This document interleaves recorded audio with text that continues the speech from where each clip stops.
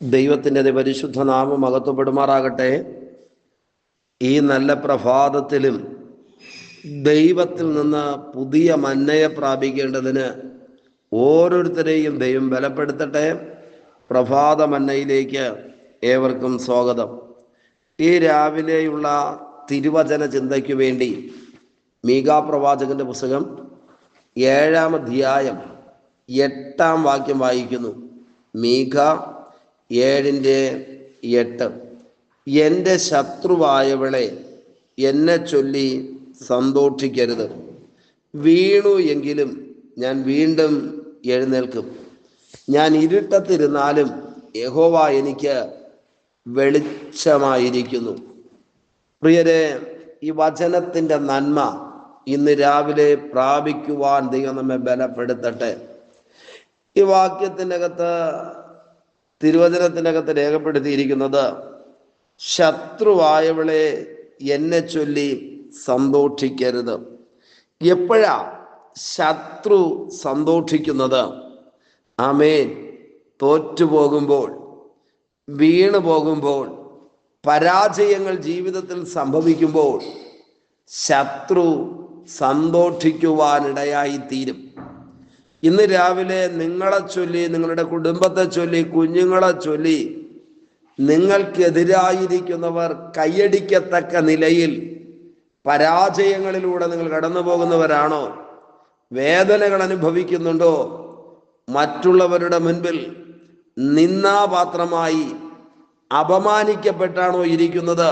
സഹോദരങ്ങളുടെ നടുവിൽ, ദേശത്ത്, സഭയുടെ നടുവിൽ ആമേൻ നിന്ദിക്കപ്പെട്ട് തകരപ്പെട്ട് ശത്രു സന്തോഷിക്കത്തക്ക നിലയിൽ വേദനയോടെ ജീവിതം നയിക്കുന്ന ആരെങ്കിലും ഇന്ന് രാവിലെ ഈ സന്ദേശം കേൾക്കുന്നെങ്കിൽ ഈ വചനത്തിലൂടെ ഒരു വിടുതൽ ദൈവം പ്രദാനം ചെയ്യട്ടെ. ഇവിടെ തിരുവചനത്തിനകത്ത് എഴുതിയിരിക്കുകയാണ്, എൻ്റെ ശത്രുവായവളെ എന്നെ ചൊല്ലി സന്തോഷിക്കരുത് എന്ന് പറഞ്ഞാൽ, ശത്രു സന്തോഷിക്കത്തക്ക നിലയിൽ തകർച്ചകളിലൂടെയും വേദനകളിലൂടെയും പ്രതിസന്ധികളിലൂടെയും കടന്നു പോവുകയാണ്. എന്തുകൊണ്ടാണ് ശത്രുവിനോട് സന്തോഷിക്കരുത് എന്ന് ഉറപ്പായിട്ട് പറയാൻ പറ്റുന്നത്? ആ വാക്യത്തിനകത്ത് എഴുതിയിരിക്കുന്നത്, വീണു എങ്കിലും എന്ന് പറഞ്ഞാൽ വീഴ്ചയിൽ സന്തോഷിക്കുന്ന ശത്രു, തകർച്ചയിൽ സന്തോഷിക്കുന്ന ശത്രു. ഏതെങ്കിലുമൊക്കെ നിലയിൽ, സാമ്പത്തിക നിലയിൽ വീണു പോകുമ്പോൾ, ബിസിനസ്സിൽ വീണു പോകുമ്പോൾ, കുഞ്ഞുങ്ങളുടെ ജീവിതത്തിൽ വീണു പോകുമ്പോൾ, കുടുംബ ജീവിതത്തിനകത്ത് വീഴ്ചകൾ സംഭവിക്കുമ്പോൾ, ശുശ്രൂഷയിൽ വീണു പോകുമ്പോൾ അതിനകത്ത് സന്തോഷിക്കുന്ന ശത്രു ഉണ്ട്. നാം അത് തിരിച്ചറിയണം. എന്നാൽ ഈ വാക്യത്തിനകത്ത് പറയുന്നു, ഞാൻ വീണു എങ്കിലും എന്നേക്കുമായിട്ട് അവിടെ കിടക്കത്തില്ല. ആ വീഴ്ചകളിൽ നിന്ന്, തകർച്ചകളിൽ നിന്ന്, അടുത്ത പദം, ഞാൻ വീണ്ടും എഴുന്നേൽക്കും. ഇന്ന് രാവിലെ ഈ സന്ദേശം കേട്ടുകൊണ്ടിരിക്കുമ്പോൾ സ്വർഗത്തിൽ നിന്നൊരു കരം വെളിപ്പെട്ട് ചിലരെ എഴുന്നേൽപ്പിക്കുന്ന മണിക്കൂറുകളായി തീരട്ടെ. ദൈവത്തിൻ്റെ ആത്മാവിന് എഴുന്നേൽപ്പിക്കുവാനായി കഴിയും. ഏതൊരവസ്ഥയിൽ നിന്നും, ഏത് സാഹചര്യത്തിൽ നിന്നും, എത്ര പഴകിയ വിഷയത്തിനകത്ത് നിന്നും എഴുന്നേൽപ്പിക്കുവാൻ കർത്താവിന് കഴിയും. നമുക്കറിയാം, മർക്കോസ് സുവിശേഷം 10-ാം അധ്യായം 46-ാം വാക്യം മുതൽ താഴോട്ട് വായിക്കുമ്പോൾ, എരിഹോവിലൂടെ നമ്മുടെ കർത്താവ് കടന്നു പോകുമ്പോൾ തിമായിയുടെ മകനായ ബർത്തിമായി എഴുന്നേൽക്കാൻ കഴിയാതെ വഴിത്തലയ്ക്കലിരിപ്പുണ്ടായിരുന്നു. നാളുകൾ കൊണ്ട് അവിടെ ഇരിക്കുന്ന മനുഷ്യനാ ബൈബിൾ പറയുന്നു, അവനെ യേശു കർത്താവ് എഴുന്നേൽപ്പിക്കുവാനിടയായി തീർന്നു. അവന്റെ ജീവിതം മാറി. അങ്ങനെയാണെങ്കിൽ പ്രിയരെ, ഇരുന്നു പോയ ഏതെങ്കിലും വിഷയങ്ങൾ എഴുന്നേൽക്കാൻ അനുവദിക്കത്തില്ലെന്ന് പിശാച് വെല്ലുവിളിക്കുന്ന സാഹചര്യങ്ങൾ നിങ്ങളുടെ ജീവിതത്തിലുണ്ടോ? ആമേൻ. തീരുമാനത്തോടും സമർപ്പണത്തോടും പറ, ഞാൻ വീണ്ടും എഴുന്നേൽക്കും. അപ്പോസ്തല പ്രവൃത്തിക്കകത്ത് നാം അതാണല്ലോ വായിക്കുന്നത്. സുന്ദരമെന്ന ദേവാലയത്തിന്റെ മുൻപിലിരിക്കുന്ന ഭിഷക്കാരനായ മനുഷ്യൻ ഒന്നനങ്ങാൻ കഴിയാതെ, എഴുന്നേൽക്കാൻ കഴിയാതെ ഇരിക്കുന്ന അവസ്ഥ. അപ്പോസ്തലന്മാർ അവനെ എഴുന്നേൽപ്പിച്ചെങ്കിൽ ഇന്ന് പകൽ തിരുവചനത്തിലൂടെ ആ ശക്തി ചില മേഖലകളിൽ വെളിപ്പെടട്ടെ. നമ്മെ എഴുന്നേൽപ്പിക്കുന്ന ദൈവത്തിന്റെ ശക്തി. ഈ വാക്യത്തിനകത്ത് പറയുകയാണ്, ഞാൻ വീണു എങ്കിലും ഞാൻ വീണ്ടും എഴുന്നേൽക്കും. എവിടെയെങ്കിലും വീണുപോയെങ്കിൽ എഴുന്നേൽക്കാൻ ശ്രമിക്കുകയും ദൈവത്തിൽ ആശ്രയിക്കുകയും ഒരു നല്ല തീരുമാനമെടുക്കുകയും ചെയ്യാം.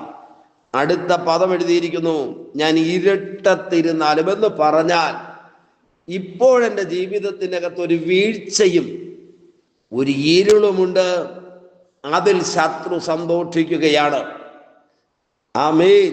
ജീവിതത്തിൽ വന്നു കയറിയ ഇരുള് കണ്ടിട്ട്, ഭാവിയിൽ കയറി കിടക്കുന്ന ഇരുള് കണ്ടിട്ട് ശത്രു അപ്പുറത്ത് കൈയടിക്കുന്നുണ്ടെങ്കിൽ ഇന്ന് രാവിലെ ആത്മാർത്ഥമായി ഹൃദയംഗമായി പറ, ദൈവത്തിന്റെ പ്രവൃത്തി വെളിപ്പെടാനായി തുടങ്ങും. സർവശക്തൻ എഴുന്നേൽക്കാനായി തുടങ്ങും. അപ്പോൾ ഈ വാക്യത്തിനകത്ത് രണ്ട് കാര്യങ്ങൾ, ശത്രു സന്തോഷിക്കുവാനിടയായ രണ്ട് കാര്യങ്ങൾ. ഒന്ന്, വീഴ്ച. രണ്ട്, ആമേൻ, ജീവിതത്തിൽ കയറിക്കൂടിയ ഇരുളുകൾ. ഈ രണ്ട് കാര്യവും ശത്രു കൈയടിക്കുവാൻ, ആനന്ദിക്കുവാൻ ഇടയായി തീർന്നു. ഇവിടെ ഇതാ പ്രവചനത്തിനകത്ത് എഴുതി വച്ചിരിക്കുകയാണ്, യഹോവ എനിക്ക് വെളിച്ചമായിരിക്കുന്നു. എൻ്റെ വെളിച്ചം ആരെല്ലാം ഊതിക്കെടുത്തിയാലും, എൻ്റെ വെളിച്ചം അസ്തമിച്ചു പോയാലും എനിക്കതിനകത്ത് ഭയമില്ല. കാരണം ആ ഒരു കാർമേഘത്തിനും തടുക്കുവാൻ കഴിയാത്ത നീതി സൂര്യൻ എനിക്ക് വേണ്ടി ഉദിക്കുക തന്നെ ചെയ്യും. അങ്ങനെയാണെങ്കിൽ 4 കാര്യങ്ങളാണ് ഈ വാക്യത്തിനകത്ത് എഴുതിയിരിക്കുന്നത്. ഒന്ന്, ഞാൻ വീണു, എന്നാൽ ആ വീണെടുത്ത് കിടക്കത്തില്ല. 2, ഞാൻ എഴുന്നേൽക്കും. മൂന്നാമത്തെ കാര്യം, ഞാൻ ഈ ദിവസങ്ങളിൽ കടന്നു പോകുന്നത് ഇരുട്ടിന്റെ അനുഭവങ്ങളിലൂടെയാണ്. 4-മത്തെ കാര്യം പറയുന്നത്, എൻ്റെ ദൈവം എനിക്ക് വെളിച്ചമായി വെളിപ്പെടും. ശത്രുവേ, നീ സന്തോഷിക്കരുത്. തിരുവചനത്തിനകത്ത് എത്ര ഭാഗങ്ങളിലാണ് എഴുതിയിരിക്കുന്നത് നമ്മുടെ ദൈവം പ്രകാശമാണെന്ന്. ആമേൻ. തിരുവചനം പറയുന്നു, യഹോവ എനിക്ക് വെളിച്ചമെന്ന്. ബൈബിൾ പറയുന്നത് ഏത് മനുഷ്യനെയും പ്രകാശിപ്പിക്കുന്ന സത്യവെളിച്ചമാണ് ക്രിസ്തു എന്ന്. അങ്ങനെയാണെങ്കിൽ പ്രിയരെ, ഇന്ന് പകൽ ദൈവകരങ്ങളിലേക്ക് ഏൽപ്പിക്കാമോ? ഒരു വലിയ ദൈവപ്രവൃത്തി ഓരോ ഭവനങ്ങൾക്കകത്തും വെളിപ്പെടുന്ന നല്ല പകലായി തീരട്ടെ.